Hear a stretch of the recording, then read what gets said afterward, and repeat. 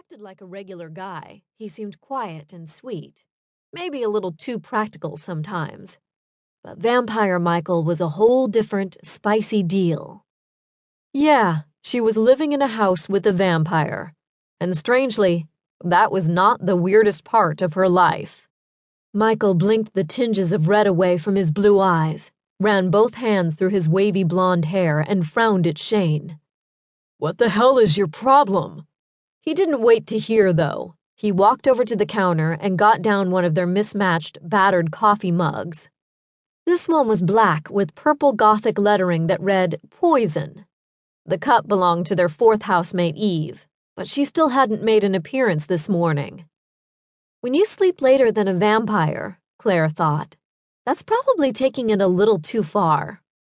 As he filled the mug with coffee, Michael waited for Caine to make some sense, which Caine finally did, holding up the cheaply printed white flyer. It curled around the edges from having been rolled up to fit in the mailbox. What have I always wanted in this town? He asked. A strip club that would let in 15-year-olds, Michael said. When I was 15? No, seriously. What?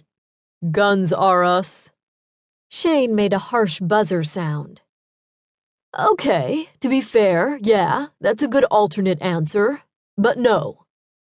I always wanted a place to seriously train to fight, right? Some place that didn't think aerobics was a martial art. And look. Claire took the paper from Caine's hand and smoothed it out on the table. She'd only glanced at it when sorting mail. She thought it was some kind of gym, which it was, in a way. But it wasn't teaching spin and yoga and all that stuff. This one was a gym and a martial arts studio, and it was teaching self-defense. Or at least that was what Claire took from the graphic of some guy in a white jacket and pants kicking the crap out of the air, and the words, Defend Yourself, in big bold letters at the bottom. Slurping coffee, Michael leaned over his shoulder. Huh, he said. Weird. Nothing weird about people wanting to learn a few life-preserving skills, man. Especially around here. Not like we're all looking forward to our peaceful old age, Caine said. I mean, it's weird who's teaching, Michael said. Being that guy, he tapped the name at the bottom of the page, is a vampire. Vasily was the name, which Claire made out only when she squinted at it. Small type. A vampire's teaching self-defense, she said. To us. Humans. Caine was thrown for just about a minute, and then he said, Well, who better? Amelie put out a decree that humans were free to learn this stuff, right? Sooner or later, some vamp was bound to make some cash off it. You mean off us, Claire said, but she could see his point.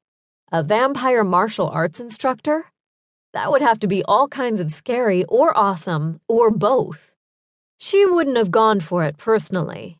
She doubted she had half as much muscle or body mass as it was going to require.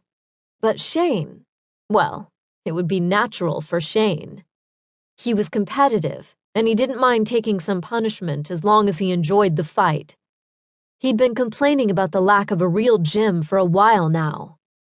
Claire handed the flyer back to him, and Caine carefully folded it up and put it in his pocket. Watch yourself, she said. Get out of there if anything's weird. Although in Morganville, Texas, home of everything weird, that wasn't an entirely reasonable request. After all, there was a vampire teaching self-defense. That in itself was the strangest thing she'd seen in a while. Yes, Mom, Caine said, but he whispered it, intimately, close to her ear, and then kissed that spot on her neck that always made her blush and shiver. Eat your breakfast.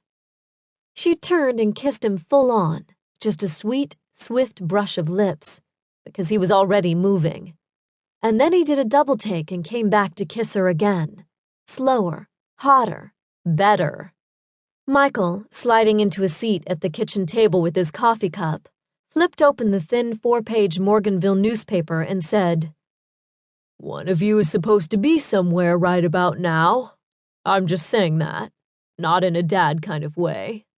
He was right, and Claire broke off the kiss with a frustrated growl, low in her throat.